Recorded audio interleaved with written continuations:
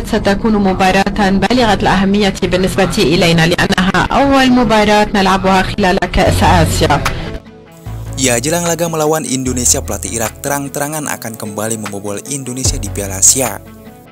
Jika Indonesia menggunakan taktik yang sama seperti melawan kami kemarin di Basra, kami akan dengan mudah menang melawan Indonesia, ujar Jesus Casas. Ya, pernyataan itu diungkapkan sebelum kembali berjumpa timnas Indonesia pada laga pertama mereka di Piala Asia nanti malam. Laga timnas Indonesia versus Irak sendiri dilangsungkan pada malam nanti di Ahmad bin Ali Stadium Al-Rayyan jam 21.30 WIB.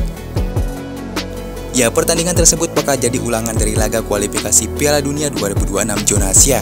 Saat itu, timnas Indonesia kalah 1-5 dari Irak pada 16 November 2023. Meski di atas angin, Jesus Casas mengaku tak mau terbuai dengan kemenangan telak atas timnas Indonesia. Pelatih asal Spanyol tersebut mengaku bahwa laga nanti bakal jauh berbeda dibandingkan pertemuan 2 bulan sebelumnya.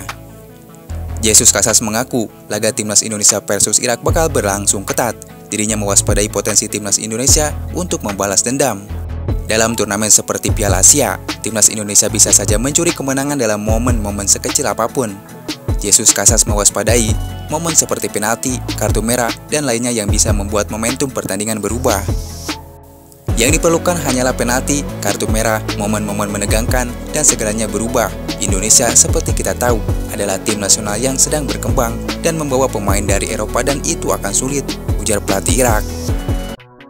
Di balik itu, pelatih Bali United Stefano Sugura memberikan masukan berharga pada timnas Indonesia yang akan berduel lawan Irak di Piala Asia 2023. Teko meminta agar skuad asuhan Sintayong tersebut untuk bisa menerapkan sistem dan taktik yang baik.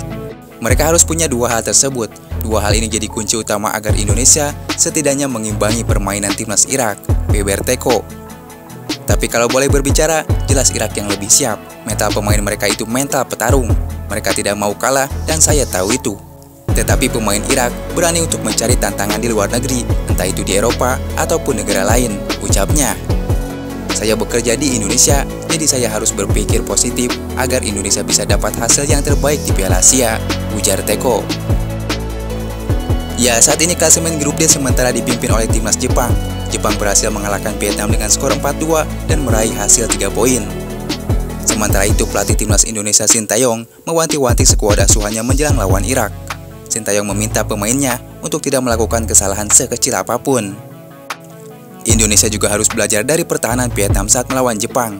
Mereka sangat disiplin dan terorganisir. Jarak antara pemainnya juga terlihat rapat. Selain itu, pemain Vietnam juga tampil tanpa kompromi dan juga sangat percaya diri. Dan yang paling penting, mereka bisa menciptakan 2 gol dari 2 peluang. Seperti biasa ya Mas, kita lebih ke kekompakan tim dan juga mengasah juga cara taktikal tim buat melawan Irak.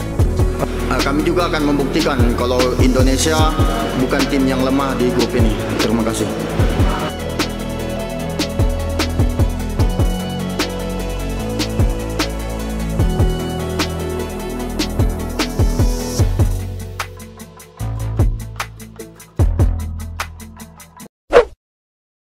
Seperti kita tahu, baru-baru ini Sintayong mengungkapkan bahwa Sintayong memiliki skenario khusus untuk membawa timnas Indonesia lolos ke babak 16 besar Piala Asia 2023. Ia mengungkapkan perhitungannya terkait peluang timnas Indonesia melawan tim-tim kuat yang tergabung dalam grup D.